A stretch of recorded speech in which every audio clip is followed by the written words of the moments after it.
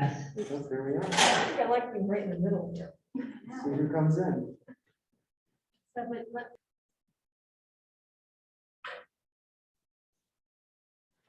all right, good evening. Welcome, everybody. Welcome those watching from at home. We're trying some new technology tonight, so we might fumble a little bit, so patience with us. If you could, as you're listening from home, if you could raise your hand if you can hear me okay.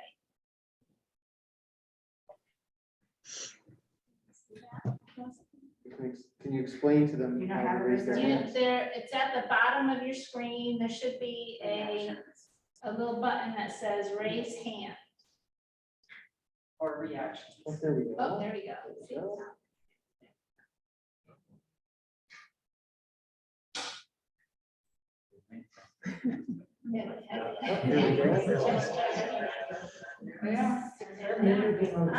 Somebody All right, well, thank you. I think everybody out there knows me. I'm Dawn Whalen. I'm the Executive Director of the Norfolk Foundation. I'm joined here tonight with members of the Norfolk Housing Committee, Jocelyn Eyre, Tom Fahsbender, Matt Riiska, and Kate Johnson. So we are so grateful, and Tom McGowan from home. We're so grateful to have them all here with us. We're happy to have people in person at the hub. It's so exciting. And I'm going to turn it right over to Matt. Take it away, Matt. Thank you. Thanks to everyone for calling in tonight and for being here. Some of the topics we're going to talk about are: why are we developing a town affordable housing plan? What types of housing does Norfolk need? What specific goals and strategies are being proposed in the draft plan? And how can Norfolk residents participate?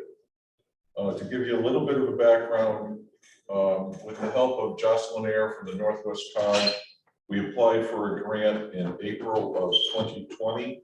The $5,800 went to assist us in creating this housing plan.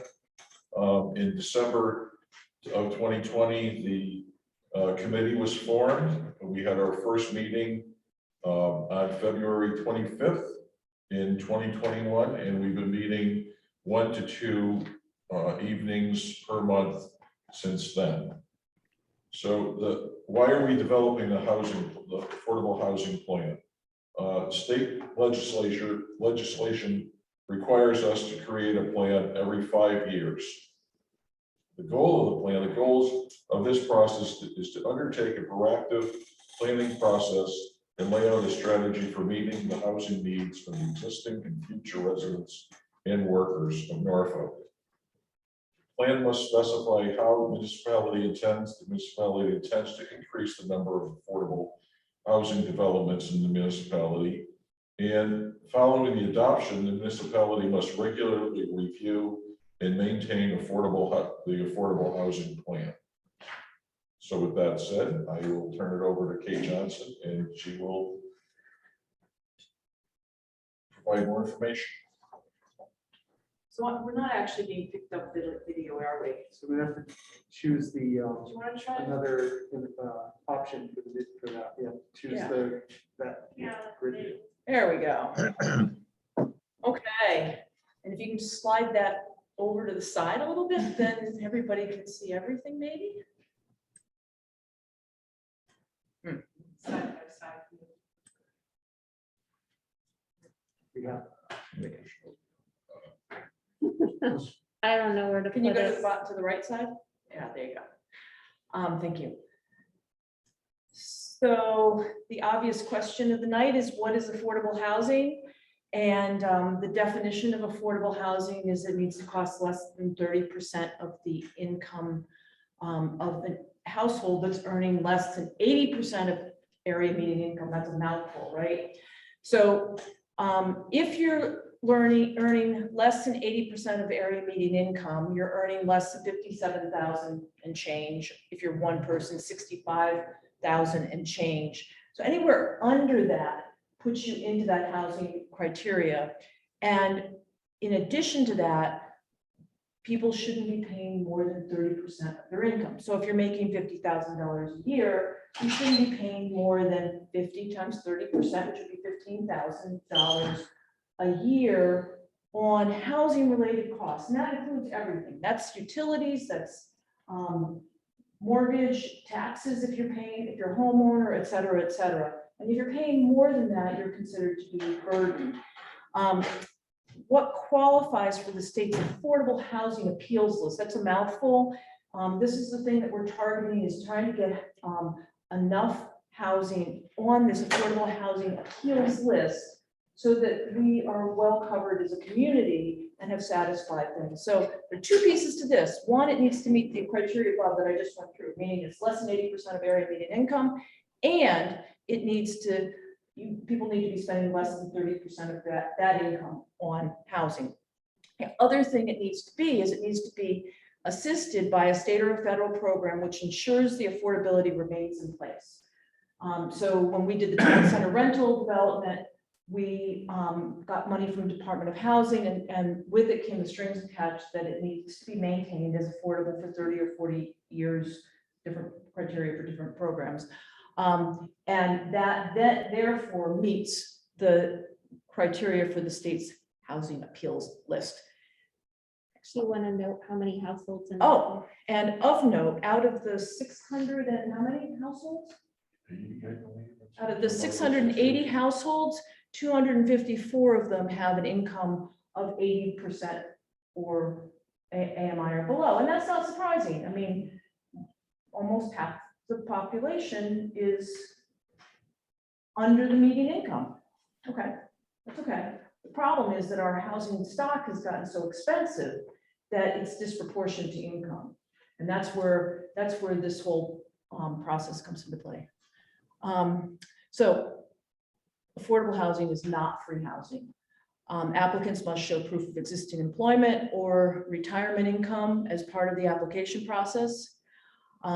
We state here that an example rent from a Salisbury affordable housing is between 500 and 900 for a 1-bedroom, or 11 and 1800 for the 3-bedroom apartments. And we're somewhere in that line ourselves with our rentals, a little below.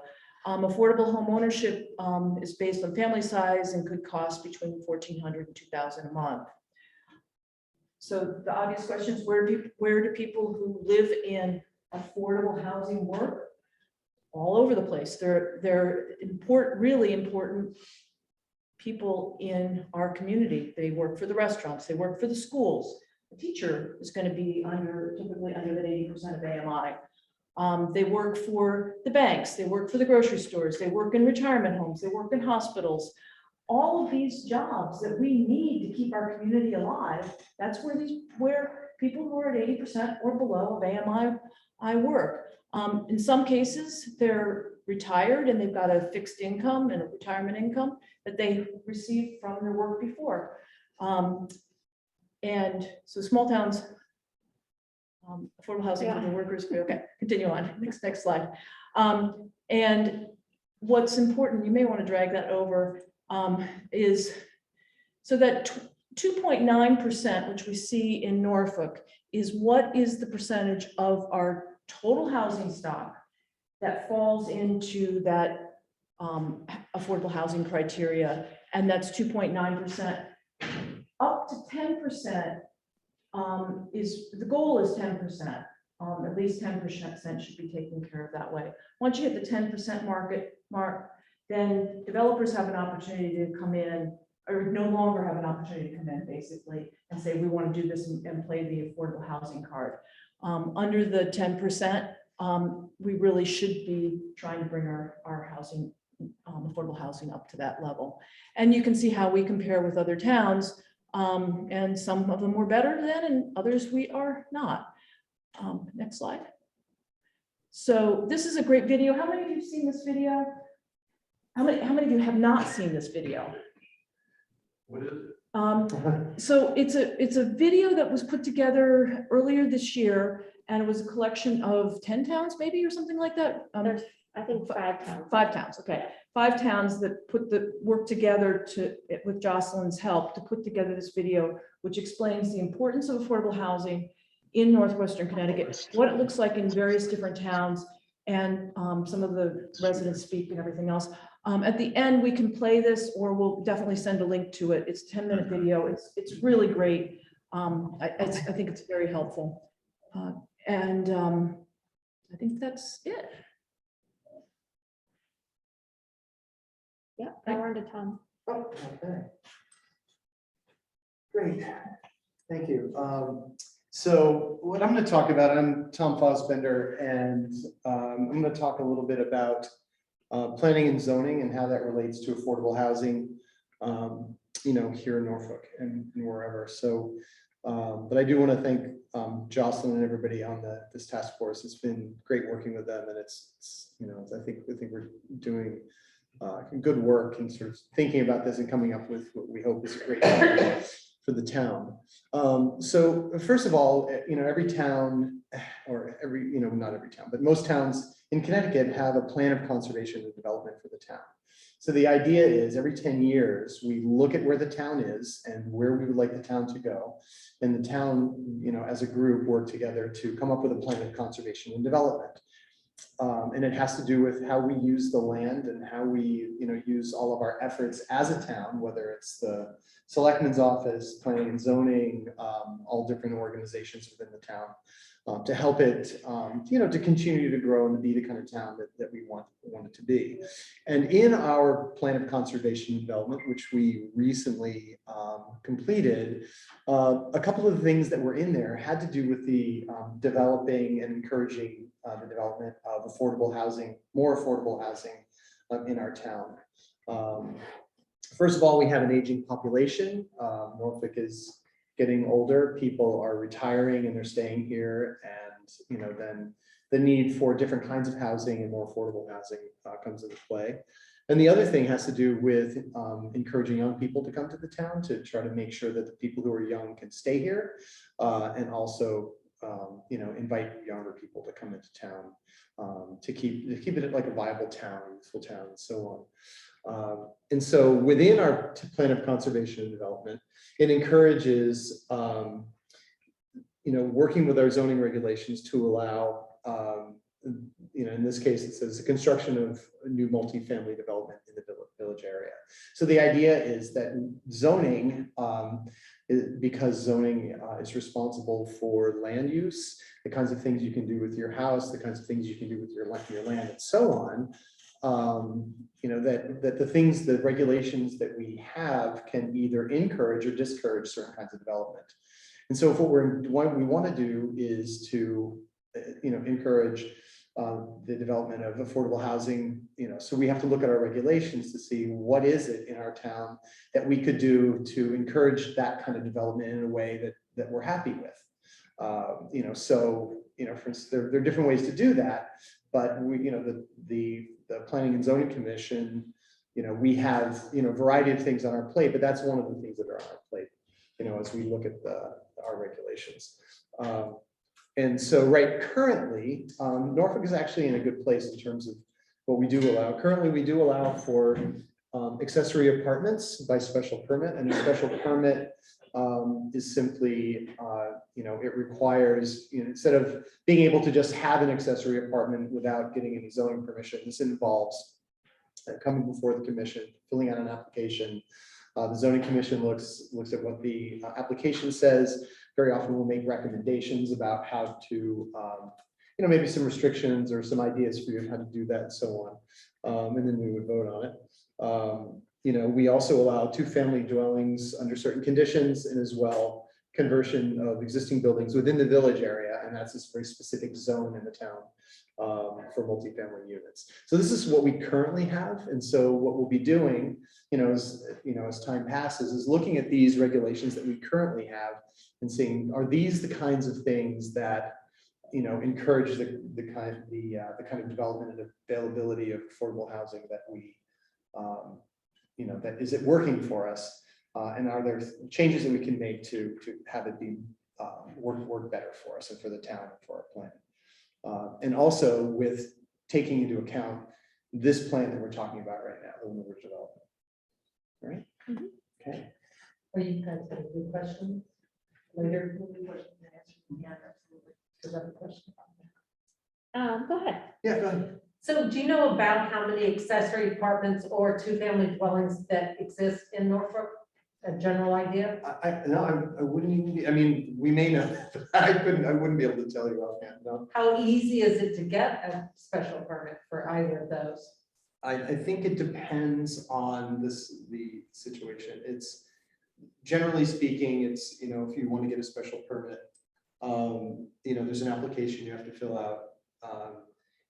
And it would have in there, you know, you'd have to notify the abutting property owners, there's a public hearing that's involved, and so on. So it probably depends on the specifics, but it isn't, I mean, the process, I mean, some people here may disagree with me about special permits, but the process isn't necessarily, you know, onerous, but it is a process that has to be gone through. It's not sort of an immediate thing that happens. And generally, you know, the idea is that the commission would look at the application and, you know, for instance, there are certain kinds of requirements in terms of, you know, the owner occupying, you know, the property and things like that.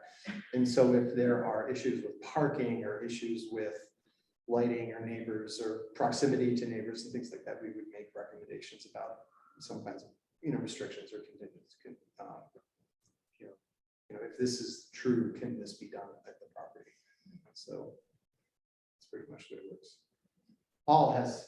Didn't the state just come out with new regulations specific to accessory apartments that may actually affect what are regulations? Yes. Yeah. Technically, the new legislation requires you to allow accessory apartments by right rather than by special permit unless you opt out. So it's an interesting conversation for every town to have in terms of whether they want to opt out of that or not. What is But the timing on that? I have to look, I don't know, there's a certain time period by which you have to opt out or you have to comply. And I think it's, I have to get back to you. It's soon. And they need to allow accessory apartments or or not have special exceptions for accessory apartments? Allow them by right. They can be site plan review, but they can't require a special permit process. And can they be constrained to 40% of the main house, or is there no? Yes. Oh, yeah. Okay. They can, as long as they're allowed without a special permit process, you can still have your conditions about buffers and percentages and everything else. You just have to provide something in your regulations that says, if you want an accessory apartment and you meet all these requirements, you can do it without having to go through a special permit process. And the opt-out is by town vote, right? The opt-out is, I believe, by, I think it has to be, I don't think it's town. It's a good question. I haven't looked into the logistics. I think it has to go to the Board of Selectmen, but it might have to go to a town vote, a town meeting vote. Things are different in small towns versus larger towns. And But are there consequences for opting out? Like if you opt out, then what? I mean, that's kind of the, is it a funding? I think they're just trying to get towns to proactively think about these things Mhm. that they believe are ways to create more housing Mhm. options. So it's kind of like, we're telling you, you need to do this. If you really have a reason not to do it, you have to go through a process to opt out, rather than having to go through a process to opt in. Mhm. So, but yes, that discussion should probably be had, or maybe is being had. And I can get you more information on when the opt-out period is. Yeah,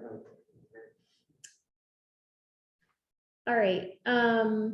So hopefully everyone can see the whole screen. Tom McGowan, can you see the screen? I was able to see the whole screen and then it dropped down to just a small little box in the right hand. What can you see now? I can see you, I can see me in the upper right-hand corner. And now it just comes back to my name with a hand up. So you can't see the slide. No, Let me try again. there. Now it's full screen. But, oh, do you see But we're the, asking if you can see the slides, like your face. Oh, see your now it's gone again. Now I can, it's a large, my face is large now with a hand up, little box in the upper right-hand corner. would you ask him to look at his view options? Tom, do you have your view options in the upper right-hand corner of your screen with your name? It says view. I clicked on it, says swap video and shared screen or exit full screen. So try swap video and shared screen, see what that does. Okay, it enlarges everything. Now it switched to my name.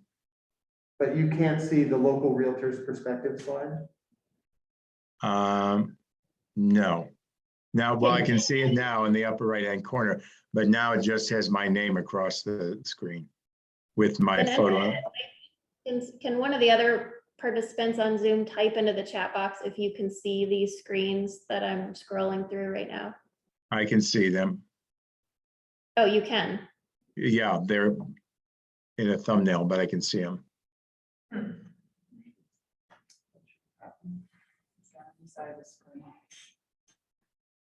Oh, the other thing, Okay. you can change, you should be able to change how much of the, the Zoom call and how much of the screen, you should be able to like adjust it that, you should be able to swap, drag the, anyway, it's hard to explain. It looks like some folks can see them. Yeah, Libby can see them. Okay, All all right. right, sorry. Yeah. All right, Tom, this is you. It's Great. your show now. Do you want to close the chat? Sure. Tom McGowan, you're up. Okay. Well, what I'm about to give you are some numbers that they come from the multiple listing service. So it's usually almost 100%. On occasion, people will transfer properties privately and that won't be on the multiple listing. But I think this is pretty close to 100%. In the last year, we had 35 sales, home sales in Norfolk. The disparity in the price range is quite large. The lowest sale was 54,000. The highest was 1.685 million and change.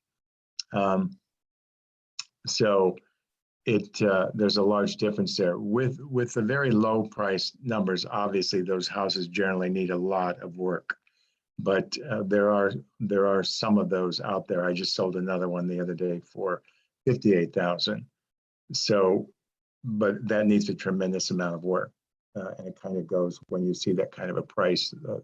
The people, they're usually younger that buy them or investors that want to redo them and flip them.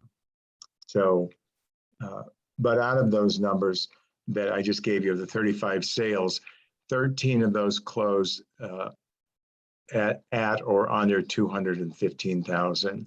And then some of them went up into the mid 300s. Everything else was on the opposite end of the spectrum. So it's like a teeter-totter. It's two completely different presentations of sales that we have. So it makes it difficult if you do not have the funds to buy one of these very inexpensive houses, because at that price range, it's going to need a great deal of money.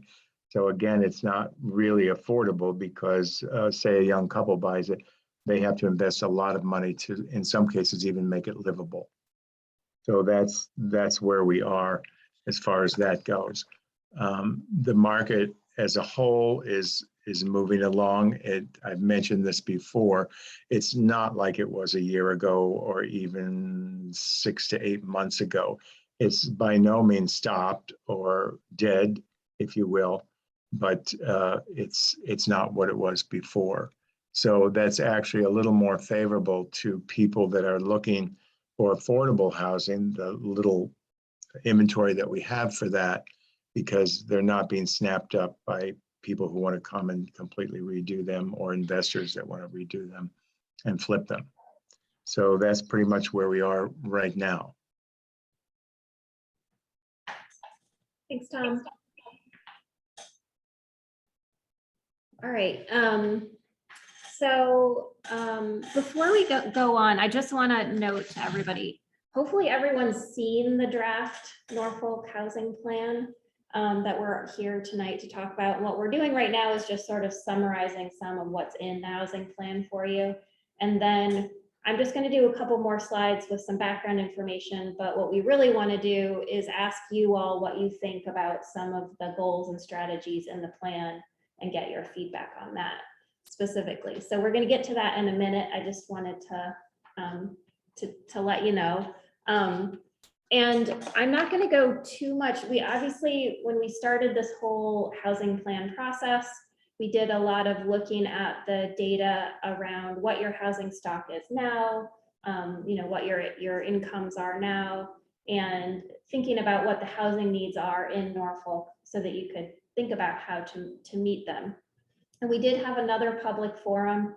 When was that? June. Yeah, where we went into the data a little more. So I'm not going to go into all of it again, but just a few kind of key points that I'll just bring back up again. So the town of Norfolk, and again, this is pretty common in the northwest corner and small towns, there's not really a diverse range of housing options for different, age folks in town, different household sizes. We basically have single family, scattered site, single family homes on large lots with 3+ bedrooms. So if you're an older person who wants to downsize, if you're a younger person who doesn't want to live in your parents' basement, but you still want to live in the town where you grew up, those things are hard because there's just only single family, 3+ bedroom homes basically. And again, that's pretty typical, but it's something that, we look at, what kind of housing stock do you have now? And what do you want to do to sort of potentially create some different options so that people at different stages in their lives, different incomes can still live here. So 22% of Norfolk's households have children, and yet 70% of your housing stock has 3+ bedrooms. So again, there's like a little bit of mismatch between your housing stock and the folks that live here now. And again, if you want to be able to meet the needs of different people and residents over the course of their lives, you just want to think about having more of a range. And 23% of Norfolk's housing stock has been used just seasonally or occasionally or on weekends. And again, this is pretty common in other towns in Northwest Connecticut. Many folks work in the city, come here on weekends, but it has an impact obviously on housing prices if you work somewhere else and you're bringing your income from somewhere else here. We have seen, and I know Tom has seen too, obviously during the pandemic, more people are maybe using what used to be their weekend home. They're here more often. Again, it's just an issue that we want to be aware of in terms of housing, how that housing stock affects the rest of the housing stock and the prices in our towns. 250 Norfolk households are considered housing cost burdened. So earlier we talked about what does affordable housing mean, and it means that people aren't spending more than 30% of their income on housing costs. So according to the data, 250 current Norfolk households are paying more than 30% of their income on housing costs, meaning that they're housing cost burdened. And it's pretty typical that renters are more housing cost burdened than owners, and that is true in Norfolk as well. So you have a majority of your renters, 71% have reported that they're paying more than 30% of their income on housing, and 43% of your owners. And again, what that means is that after you pay that much of your income on housing costs, there's not enough left over for childcare and healthcare and transportation costs and going out to eat. So it has an impact on the bigger on the town's economy and the region's economy as well, if so many of us are paying so much of our income on housing costs. All right, so that was just a few key points. This is kind of the overall summary. And again, this is all in the plan and we went over it last time, but again, your housing stock is not very diverse. 80% of your housing stock is one thing, single family detached homes. There are limited rental housing and options in Norfolk. About 14% of Norfolk's households rent versus 30% statewide. Norfolk's homes are out of reach for many renters who would like to own a home. Many of you have probably seen the prices rising over the last year, but over the last 5 years. From, for example, 166,000 was the median home price in 2016. And now all the sales in 2020, it's up to 365,000 as the median. Norfolk has 28 units of senior affordable housing, rental housing, and 442 seniors. And again, 250 Norfolk households are currently housing cost burdened. So that's kind of a summary of the housing needs. And then what we're going to talk about next is some of the goals and strategies that the Norfolk Housing Plan Steering Committee have come up with to try to meet those needs. And that's what we're going to get your feedback on. So for those of you that are online, we're going to do Zoom polling. And for those of you that are here, we're going to do the old-fashioned hand-raising method of getting input. Does anybody have questions before we launch into the goals and strategies part? Yes. Yes, please. One of your first slides was a little over 2% of Norfolk homes are affordable, I think it was. And there was also a number, but is that of homes currently for sale? Or how is that number calculated? Right, so that is again, the state's affordable housing appeals list. And the way that they calculate it is that they take the total number of homes in your town, and they take the number of units that they believe are affordable, so they meet that criteria. They're monitored by someone or some state agency to make sure that those households are only paying 30% of their income and that they are 80% of the area median income or less. And you have 28, is that right? 28 of those. Some of those are at the town center affordable rental development that the foundation has. Some of those are at Meadowbrook. Some are folks who have housing-based housing choice vouchers.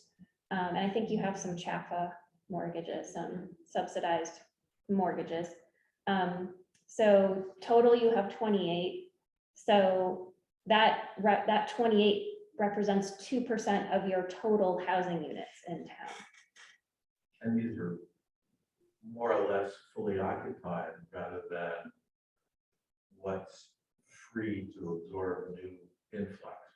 Correct. My understanding, whenever we look at waiting lists for the existing affordable housing in our towns, and this is true when we looked at Meadowbrook and the town center rentals in Norfolk, they're completely occupied and there's a waiting list. So usually for all the existing units, there's a waiting list that's at least as big as the number of units that exist. And there's usually very little vacancies in the affordable units. So that's what the 2% is. The vacancies tend to be turnover vacancies. It takes a month or so to retain, et cetera, et cetera. That's tends to be where the vacancies are. It's cost of time to try to go. All right, so with that, I think we'll get into the goals and strategies. So again, hopefully you've had a chance to see the plan. Which looks like this. Mary, do you want to move the little window? Yeah, and so there's sort of 4 overarching goals in the plan as it's currently drafted. To support the creation of affordable homeownership options, support the creation of affordable rental options, encourage accessory apartments, and help keep seniors in their homes. And there's kind of an overarching goal of trying to create over the next 5 years, because this is a 5-year plan, 25 new affordable housing units potentially over that 5-year period. So what we're gonna ask is, whether you support those 4 overarching goals for the housing plan. So if your choices are yes, no, or not sure. So everybody at home should be able to go ahead and take that poll. And for those of you here, we'll do a show of hands. So yes.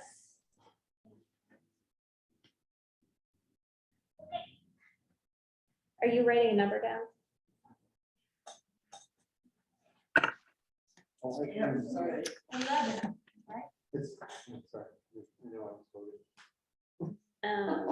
You can do The committee can vote too, yes? I'm happy to vote. Well, there's 12 people. 12, did I miss somebody? Beyond us, I think. Can you vote? No. Oh. Not a resident. That's right. That's right. 11, yes. Okay, and then no's, are there any no's? Everybody already raised their hand. Yep. Okay. So the folks online, there are 7 yeses and 1 not sure. All right. And then the next question is,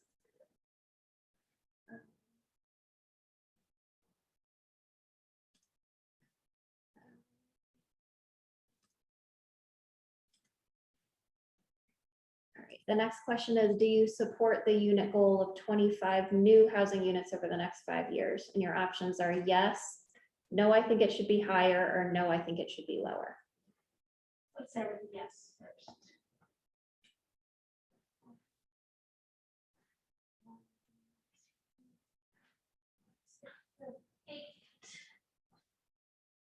No, I think it should be higher. Right, That's even higher. that's 11. Okay, we don't have to do the other one. Question? Yeah. If there's 25 new ones, how does that raise the percentage of affordable housing? Does that bring it to 10%? Which No. is the goal, or what is it? Maybe 4%. Work? Yeah, I mean, the 10% is a longer conversation about what that means or doesn't mean. And, you know, that is the state's requirement under 8-30G, which is the State Affordable Housing Appeals Act, which says if you do not have 10% of your housing stock as affordable, you're open to the potential that a developer could come in and override your zoning regulations, so long as 20% of the housing that they are building is affordable. 80% of it could be market. If 20 was affordable, you build in your backyard, as long as they met health and safety regulations. And that has happened, but for the purposes of, I guess, the housing plan exercise, what we're trying to think about is what is a realistic goal for a 5-year period? And it never hurts to, try to push to do more necessarily, but I think the 10% is a different conversation. So. And I think when we start going into what it takes in reality to produce affordable housing in a town like this, and like the things that Kate and her group are doing, I don't think it's easy to get affordable housing. Just, with all the sort of enthusiasm in the world, it's hard to do. And sorry, currently, is there any, besides the town, the middle part or whatever it is, are there any certain acreage you have to get? Like if you buy in Weston, I think it's 5 acres. You can't build or have a house on less than 5 acres. Do we have anything like that here? We have a minimum zoning requirement for building a house. I mean, if it's just one house. Yeah, in your rural, in Yeah, the rural zone, Yeah. how many acres do you have to have? it's 2 acres only. 2. Two. Oh, Yeah. Heard a voice from the sky. For me, there's a little bit of a disconnect between the goal and item number 4 there, helping seniors stay in their homes. In terms of measuring, how does that get you? How do you measure that in terms of affordable housing if you keep a senior in his home? You don't. That doesn't, Yeah, okay, so, and I you think, answered my question. yeah, and I Yeah. also think there's something that we discussed too, is that there's a difference between, what is the statutory affordable housing, according to the state regulations and so on, and what our goals are as a town to help, make, as opposed to making affordable housing, making housing affordable, or, for instance, as people get older, what are the kinds of things that would help them stay in their home that may not necessarily have to do with certain statutory affordable housing Right. issues, may have something to do with, having, wheelchair ramps, things, that kind of. Yeah, and I mean, it's a good question, and you'll see when we're going to start to get into like what are some of the actual strategies in the plan. Not all of these strategies are going to get you more units towards that 25. In fact, accessory apartments, for example, do not count towards your affordable housing appeals listings. They are a way to have some more housing options in your town, because if you have more rental housing options, and again, typically an accessory apartment has to be smaller in size than the primary unit in the house. So they're often, 1 bedroom, smaller size units, and so they rent for less money than a whole house, for example. So they are a way of creating some different housing options and some more affordable by nature housing options, but not options that are going to count on the state's affordable housing appeals list, because they're not monitored by anyone to make sure that the people who live there make 80% AMI or less, or that the landlord is charging only 30% of that person's income.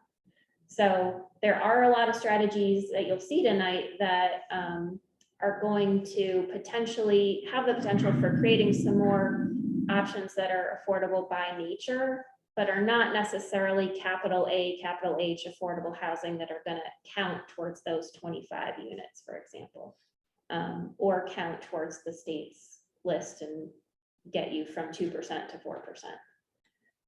As a homeowner, is there any way to work with the Foundation for Norfolk Living and make your apartment added to the affordable housing? Liz, have them manage the rental and the maintenance and the other criteria? Well, I'm very happy I'll just answer briefly, because I think that's a good question, and it has come up in a lot of towns. And I'd like to try to figure out potentially a way to do that. Technically, there's this category of deed restricted units.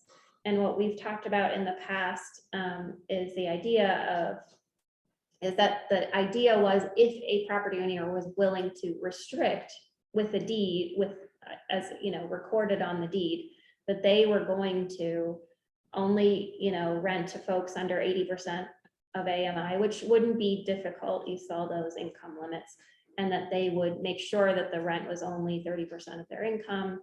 If they're willing to record that on their property records, then it can count for the state's affordable housing appeals list. The problem that we've run into is that there aren't too many homeowners that want to have something like that recorded on their house, on their deed. But we might be able to find a workaround, especially now that the state is obviously interested in accessory apartments as a way to create affordability. And I'm personally interested in looking into how to make that happen. So basically, we're going to go through 4 slides here that are related to the 4 major goals, and these are some strategies that are in the draft plan around how we could meet each of those 4 goals. So the first one is creating affordable homeownership options, I guess so. I don't know if I want to take the time to read through them all, but because we also have some polling questions, but it doesn't cover all of them. So support the foundation for Norfolk Living's Haystack Woods Homes project. Hopefully everyone here has heard about that. That would be a affordable homeownership project. Remind residents about opportunities for private giving of land or funding to the foundation so they can continue to build those opportunities. Seek funds that could be available to the foundation or other affordable housing local nonprofits, should there be one, to purchase existing single-family homes that come up for sale, like the ones Tom was talking about earlier, and renovate them and make them available to homeowners at an affordable rate. Create a town or privately funded community revolving loan fund for down payment assistance. This is something that, for example, the town of Washington has created, and they are able to provide a down payment to folks who want to live in Washington and buy a home there. How's that funded? The town funds that out of the town budget every year. Or at least when they created it, they put some money into it. I don't know if it was $60,000 or something like that. I don't think they fund it annually, but I know when they created it, they sort of put a lump of money in there that the Town Housing Commission kind of doles out to income eligible homeowners. Increase awareness of down payment assistance and free first-time home buyer classes that are available within the region. And some towns have talked about working with their local land trusts to see if when somebody goes to donate a piece of land, if they're interested, they could be asked if they might be interested for a small portion of that land to be set aside for, say, building a single family or 1-2 units of home ownership, for example. So that option is in here as well. So I'm going to do the polling, maybe.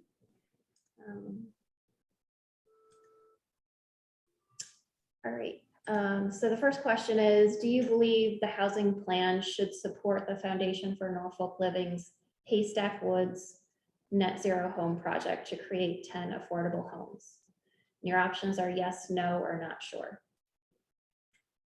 Yes, raise your hands.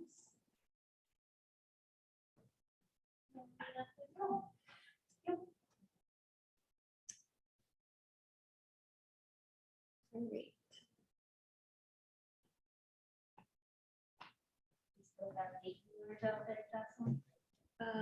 There's 9 participants. Tom, are you voting? Yes, I voted. Okay, So one of you isn't voting, but we don't know who. All right.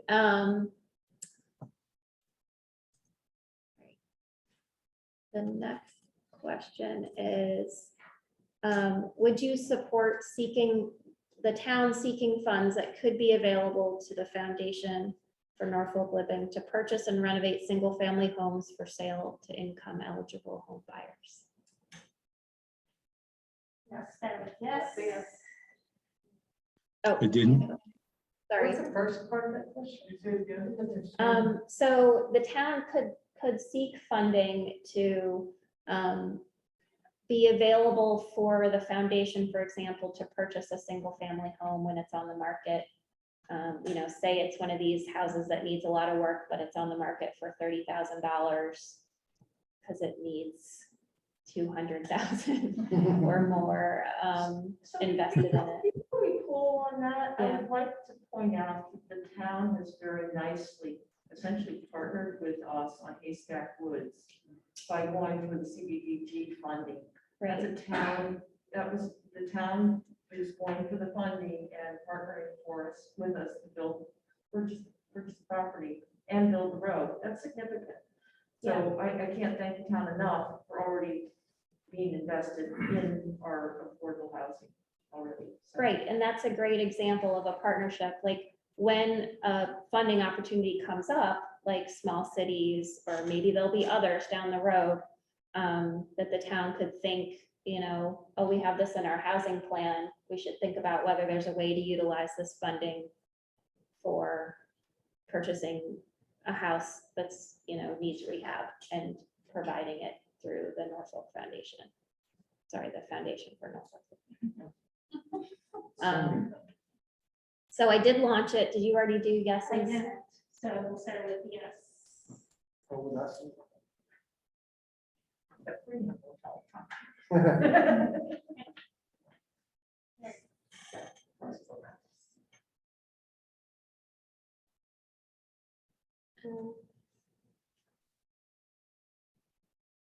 Do you need to do no's or not sure? No, I do not. Um, all right. Jocelyn, have there been any towns that have done that? I mean, Kate mentioned the CDBG money, but have other towns taken that opportunity with federal or So, state funds? not with federal or state funds, but the town of Salisbury has an affordable housing fund that it created about 5 years ago. It was through a town ordinance. And again, they put a bunch of money in it at the beginning. And the nonprofits in Salisbury, for example, the Salisbury Housing Trust and the Salisbury Housing Committee, can apply to utilize those funds for things like that. So if the Salisbury Housing Trust found a house for sale for $50,000, it could apply to the town's affordable housing fund for $30,000 or $10,000 or whatever they need, and utilize that to help them do that. But so far as I know, no other towns have gotten small cities or some other federal state funding to do that. And you'll see later on that the idea of creating an affordable housing fund in Norfolk is in here to consider. So the next polling question is, would you support creating a revolving loan fund for down payment assistance? For example, like the town of Washington did. And your options are yes, no, or not sure. How would it be funded? Well, it could, I mean, as what Washington did is they just decided on a certain amount that they, you know, again, I don't know if it was 60,000, how much it was, but they put that into this fund that could then be used by income So eligible. you're saying the town, is that taxes? Is that me putting in money for that? Yes. Okay. In that case, I mean, again, it could be something that is a fundraising effort of one of the other nonprofits in town. It could be, so it could be a community funded thing rather than a town funded thing. But specifically, this is asking about town funded, because if there is an interest in that, again, maybe there's interest in a community funded option or something else. So, show of hands for yes.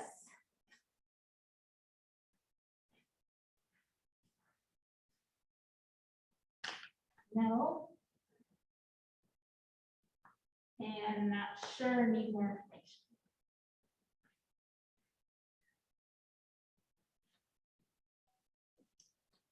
All right. Not everybody voted, but did you, Jonathan? I would say yes. Oh, you were yes. Okay. I missed you. I mean, this is a revolver, so that, so Now we're at 11.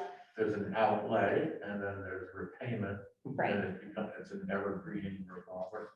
Correct.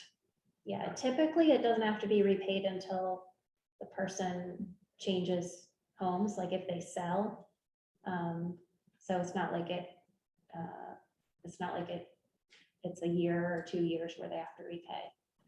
But that could all be figured out. I mean, that could be different for your town versus a different town. But typically that's how it works.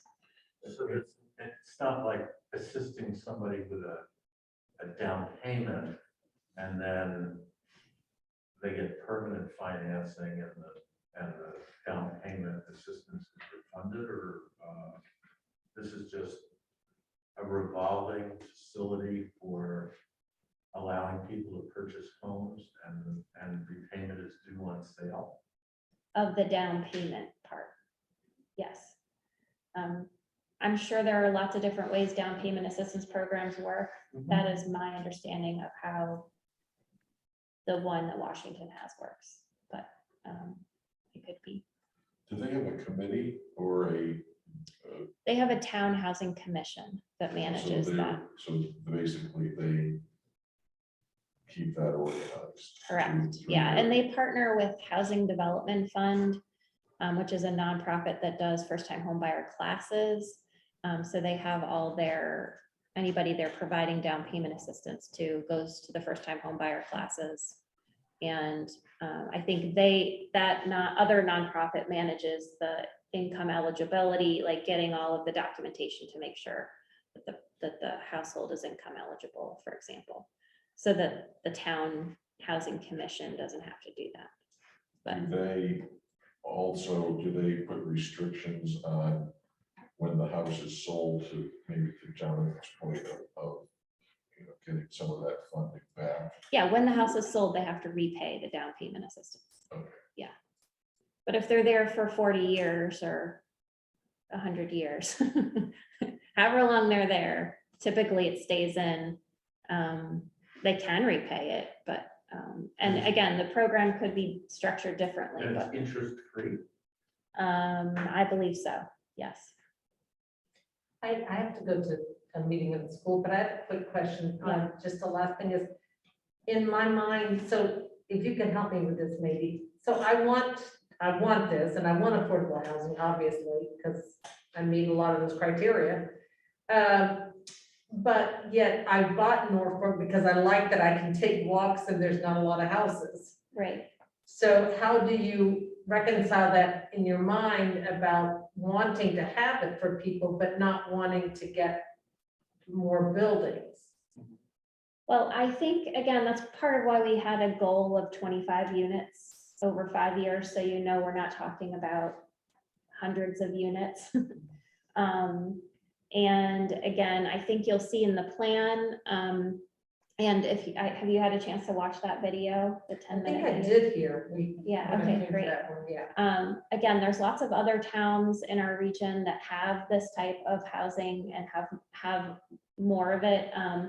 And in terms of a percentage of their total housing stock. And, I wouldn't say that Kent or Salisbury, for example, have changed that you can't still go for a walk in your town, you know what I mean?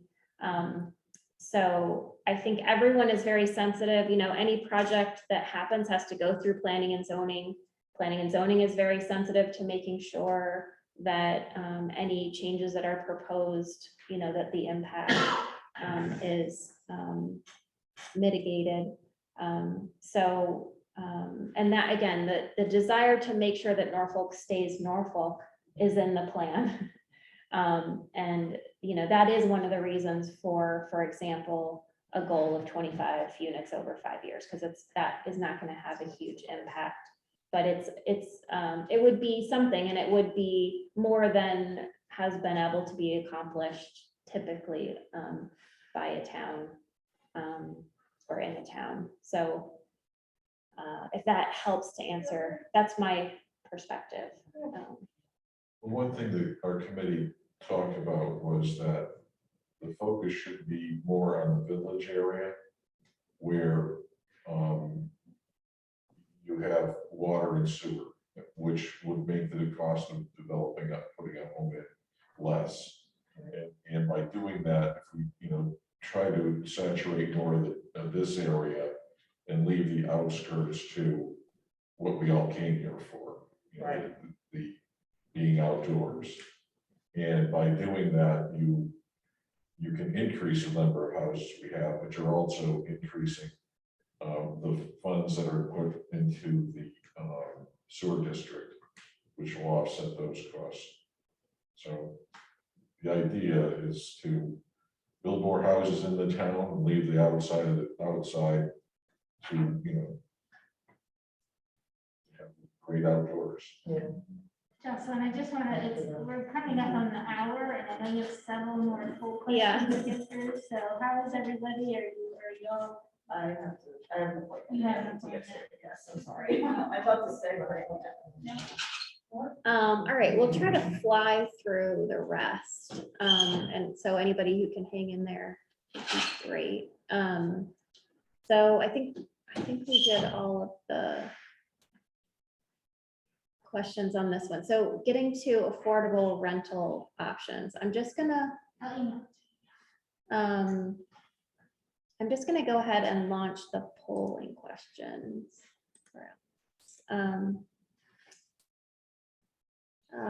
Oh, this was just I'm gonna ignore this one. This is just generally, if people have, so if anybody has other ideas that aren't mentioned in the plan that you think we should add for creating homeownership options, creating rental options, helping seniors, you know, if you can stay after, stay after. If not, feel free to email me or Matt or Tom, any ideas, or Kate, any ideas that you have that you think should be added to this draft plan. So I won't take time to do that right now.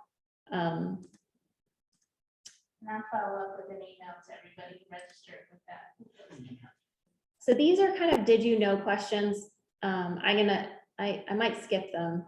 I just was curious how many people knew that you that the regulations do allow 2-family homes by special permit.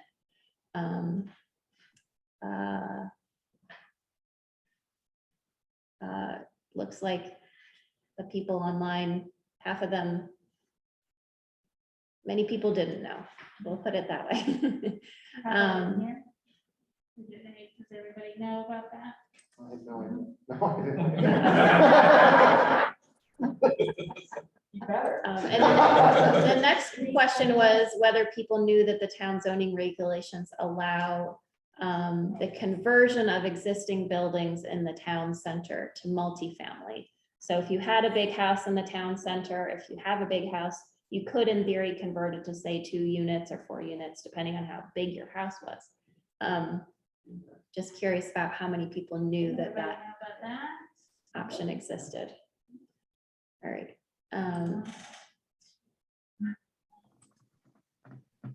All right, so the next question is, would you support the Planning and Zoning Commission considering changes to the town zoning regulations that would allow new construction of affordable housing, not just conversion or expansion of existing buildings?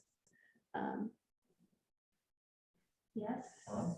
And I that, don't understand the question, sorry. so right now, you're allowed to convert existing buildings, for example, in the town center to more than 1 unit. But you're not allowed to build new construction Of multifamily. of multifamily in the town center. on town water and sewer. And the question is whether this housing plan should support the Planning and Zoning Commission considering allowing the new construction of multiple units. Could we define town center? Is town center defined by the So- scope of the water and sewer system? You know where your town center zone is. I mean, I don't know if we have a town center zone, we have a village business district with a village residential zone. And I think that refers to village Yeah. residential. So. Yeah, my point would be that maybe we could take a broad view of town center that includes the infrastructure that would support multi-dwelling units.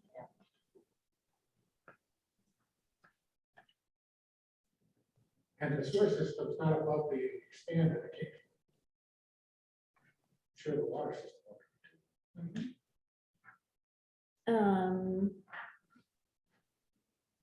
All right. Just want to make sure I don't forget to. All right. The next question. I'm gonna skip because we already talked about accessory apartments. So, oh, actually, this is on the next, so we went over the homeownership actions and the creating affordable rental unit actions. This is the goal around encouraging accessory apartments. And there's two sort of additional things that the town could consider in terms of changes to the zoning regs. One is that you could, in theory, allow 2 accessory apartments. Some towns in our region are doing that. And so one attached to the home, for example, if you had one, let's say you had one in your walkout basement, and you could also have one in a barn on your property. So that would be 2. Would you support allowing up to 2 accessory apartments, 1 attached and 1 detached? Yes, no, we're not sure. I'd like to also point out that the history of Norfolk is such that we have a lot of main dwellings and guest houses that may have maybe accessory apartments in that they have a kitchen or may not have a kitchen. It may just be guest quarters to the main house. But throughout Norfolk, there are a number of these sort of pods that have been there for a long time. It really is sort of the nature of how this town has been used. In the current zoning regulations, with 1 accessory apartment, only 1 accessory apartment allowed, has definitely kind of encumbered things a bit from owner standpoints, where they might want to have guest quarters with a small kitchenette, and we end up skipping the kitchen because they can't have a second accessory apartment. Whether that would truly help the affordable housing end of things or not is a question, because for the most part, we're talking about weekend or seasonal use houses that are really bringing in a lot of people, but they certainly would help to support the economy. Yeah, I mean, I will say one thing that happens with accessory apartments in places like Norfolk and Salisbury is that a lot of times they're Airbnb'd. That brings new people into your town and maybe supports your local small businesses and restaurants. And obviously that owner could decide to rent it more year round if they wanted to. But again, it doesn't necessarily mean that it's going to be available. Just because it exists doesn't mean it's going to be available to someone year round. So I guess, yes, no, we're not sure about supporting the idea of allowing 2 accessory apartments. Question? Yes. In a house, in order to qualify as an accessory apartment, does the house have to be owner occupied as well? Currently, and that's the next question. Sorry. Yes. Currently, you have to be either the primary unit, so the larger size unit, or the accessory unit has to be occupied by the homeowner, by the property owner. Okay, but let's take this question first quickly. Yes to allowing up to 2 accessory apartments.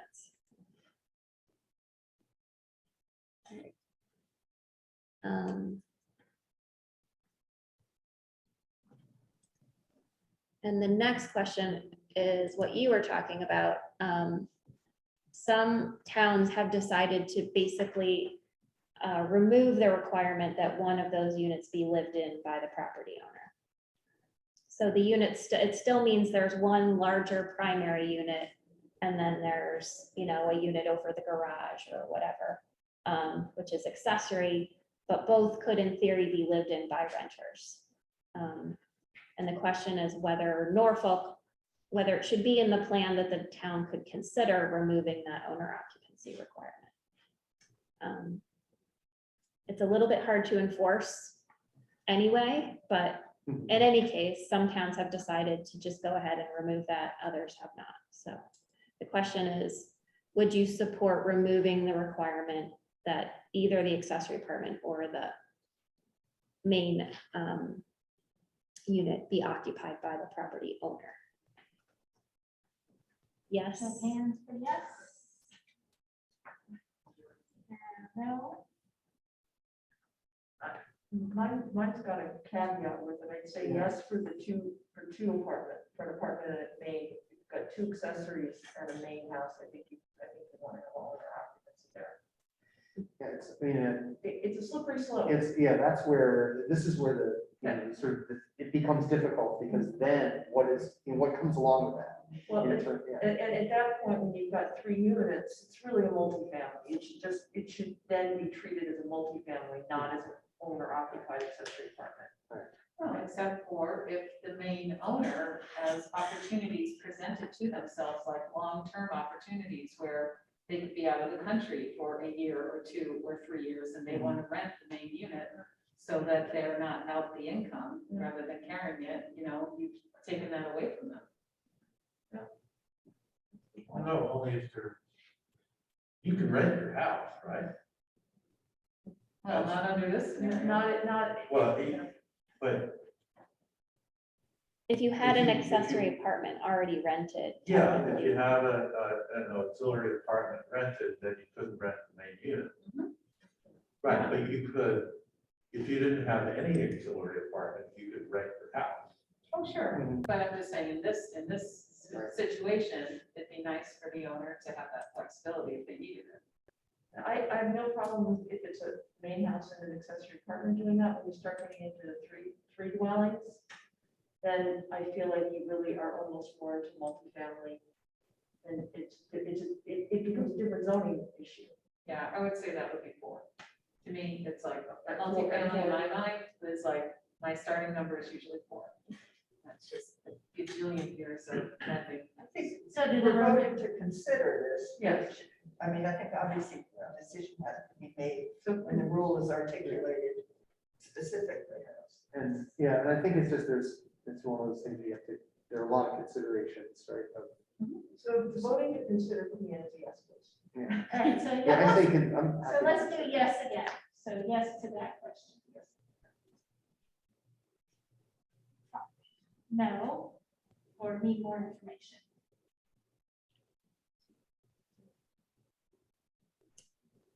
All right, and now we're on to seniors, helping keep seniors in their homes. And the current draft plan has 5 strategies around that, including making sure that residents can add, for example, wheelchair ramps or things, accessibility modifications without having to get a variance or a special permit.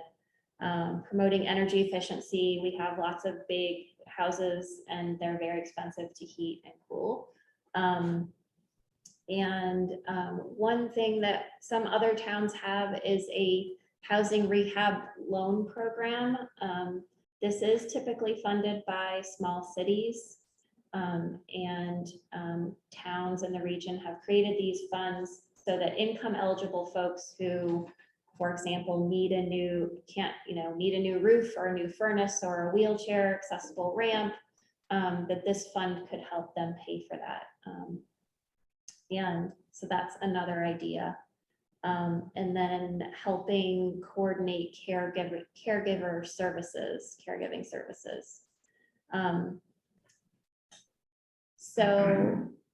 The question is, would you support the town establishing a housing rehab loan program that provides funding and technical assistance for accessibility modifications or other needed upgrades for income eligible homeowners? And it wouldn't necessarily be limited to seniors. It would be any income eligible household, but it has been helpful. Salisbury has had one. And I think a lot of the folks that applied were income limited seniors who just like couldn't afford the new furnace or the wheelchair ramp.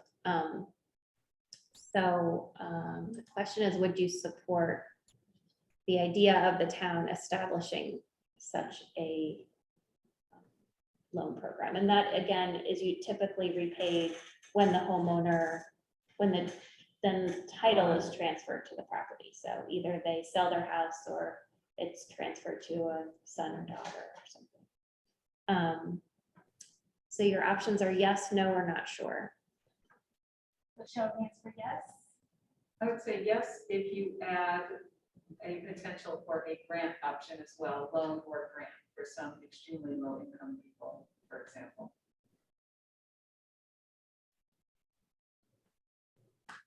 Any for no? Or not sure anymore?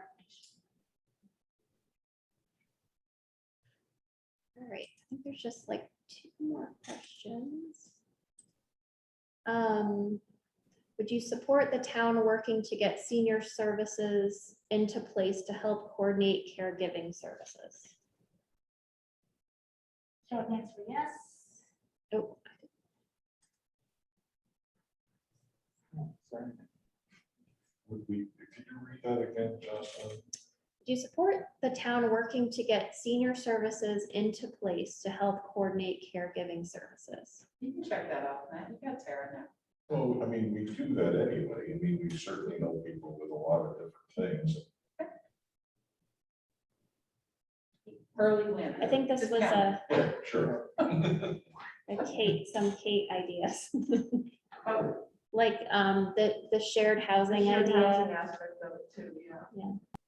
I think one of the things that this town has plenty of is big old houses. And the idea of being able to keep seniors in their homes and then maybe have them have roommates, so to speak, which helps to, fill out the house. And it could be live-in caregiver that's taking care of 2 or 3 seniors at the same time and really working toward that as a housing type, which really wouldn't make sense in our current zoning regulations. So I don't know how we go about doing that. Yeah. Whole different kind of thing. It's a different animal, and it would be a beautiful thing in some of these older houses. And would really kind of help to answer some of our housing and caregiving Sort of like a needs. private assisted living situation. Sort of like a mini, yeah, Group home. kind of like a group home, yeah. No, it's basically It's like a boarding, and in some respects like a it's boarding almost house. like a boarding house. With Yeah, services, It's the closest. yeah.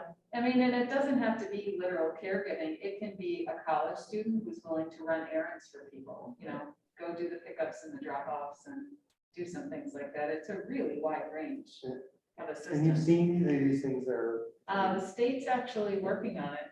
They're working in earnest on trying to promote shared housing as a way to have affordable housing using existing resources, because it does take so long to build or renovate to get more physical units online. Because as Kate pointed out, there are homes that have room to accommodate people, and trying to get landlords to consider maybe having separate leases if they want to rent, the second floor of their house or whatever, and have shared common spaces to allow 2 leases, separate leases. To do that, just to get more people in the existing units. Is this question about shared housing, or is this a question about No. It's a more. caregiver living with someone? Again, currently, the way it's structured, it's just an idea of trying to see if the town can do continue to do what it's doing and maybe even look into some other options for caregiving services. It's not specific to shared housing This is- yeah, as currently drafted. right. And we should probably not spend too much more time on that one thing, because I feel bad that we're going over. So did we ask this question Yes, for yep. those here? Okay. There are two more very quick questions, and they are on the topic of how this plan would be put into action once the town adopts it. And there is one more slide on what the next steps in the process are in terms of housing plan adoption. The ideas around making sure that this doesn't just isn't just a plan that we make copies of and put on a shelf somewhere, but actually gets implemented, is that there be a meeting of a lot of the organizations in town that are already working on this stuff to look at the plan and look at the strategies in there and talk about how to take the next steps with implementing them. So Board of Selectmen, Foundation for Norfolk Living, the Meadowbrook folks, and really just get that whole group in the room together to talk about how can we push some of these next things forward. Also potentially making this housing plan part of your town plan of conservation and development. So that'll go to the Planning and Zoning Commission for their consideration around that. The town could consider creating an affordable housing fund like we were talking about earlier that could be available for feasibility studies, for acquisition of things on the market for really cheap that need renovated.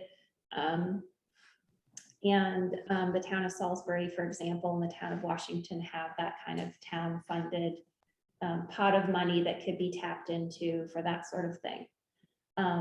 In addition, you already have when there's a conveyance fee. So when any land in town is conveyed, there's a certain percentage of that that comes to the town. Part of it goes to the state, part of it goes to the town. And some towns have decided that a portion of that conveyance fee could be put into a town affordable housing fund. So that would be a way of funding that from funds that are already being collected.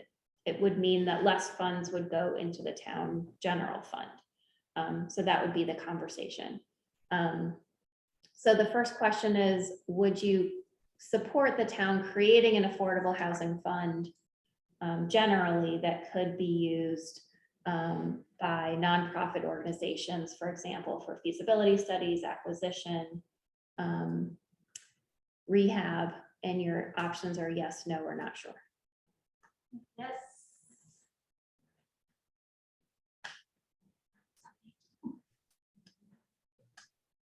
We're all yeses, One okay. more, yes. And the last question is, would you support the town ordinance that would allocate a portion of those conveyance fees that are already being collected to be put into an affordable housing fund? And obviously this is something that would go to a town meeting and be discussed, and there would be a lot more information. But the question tonight is, should this be something that is in the housing plan to be considered by the town with a lot more information or not? By the way, that's the way that Martha's Vineyard raises money for their land bank Yeah, by a portion of the land transfer fee, yes, and maybe the mortgage recording tax as well, I'm not sure. yeah. And that the town of Goshen, Connecticut has basically a land acquisition fund that is paid for through this conveyance fee. And they've raised quite a lot of money that can be used technically it can be used for either purchase of land to conserve it, to preserve it as open space, or it could be used for affordable housing. And who, does town have the legal power to raise the rate? That I don't know. And it was a percentage of what is brought in. Right. We had discussed that in town 2 or 3 years ago about using those funds for land acquisition. But could the town raise. change the conveyance fee. Exactly. Yeah. Perhaps. Who sets the conveyance I rate? thought that was a standard. Yeah, I thought that was a state statute. It's a state mandate. Yeah, it is. Yeah. All right, so yes, no, or not sure, need more information. So, yes.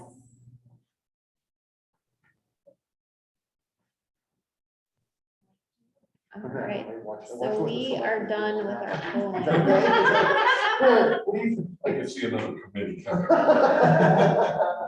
All right, there's just like 2 more slides, and again, I'm sorry we've gone over so much. We really appreciate everyone's feedback, and Good you know, questions, too. There's been a lot of good questions. yeah, and a lot of good questions. And again, if there's more questions, comments, feedback, get them to any of us. Just very briefly, what can residents do? This is in the plan too. Volunteer, donate, go to planning and zoning commissions when some of these zoning changes are discussed. And watch the 10-minute video if you haven't already. So those are all in the plan. The next steps The in, last one. That's the best one. The- Donate. Donate to Donate. the foundation. yeah. Next step in this process, again, the draft plan is on the town website. It's been out there for a little while now. We're getting feedback tonight. The steering committee will take all of that into consideration and create a final draft plan. That will be taken to the Norfolk Planning and Zoning Commission, hopefully in October. Because you guys don't have anything else to do, I know. Yeah. Take something up all our time. Just a group of us, and then you have plenty of time for that. And so since we have people here, so the idea is not to adopt it as a commission. It's going to go to the town, board of selectmen, that we look at it in terms of our plan of conservation and development. And to see if Consistency. it's consistent with that. Right, and then it would go, hopefully, hopefully the Planning and Zoning Commission will say it's consistent with your existing town plan. And if so, it can go to the Board of Selectmen, hopefully in November for adoption. So those are the next steps in the process. It was coming up from there. And that's it.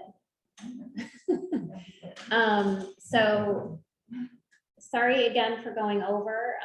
Again, if there are other questions or comments, we're happy to take them. And You if want you, to see if there's questions from the, you want to ask that of them?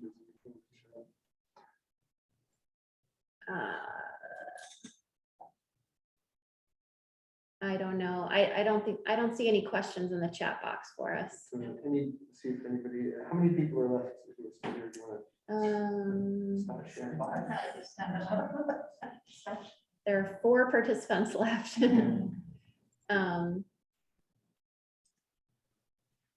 So, Just say, well, we're discussing shared housing. I've been reading a lot about the early 19th century, and people lived in boarding houses permanently. Yeah. So, which was very fascinating to European visitors. So I didn't know that. Yeah. all right, thank you all so much for your time and Thanks, good everybody. night. Yes, together. And thank you to everyone watching from home. We're going to end the webinar now. Good night. Good night. Thank you.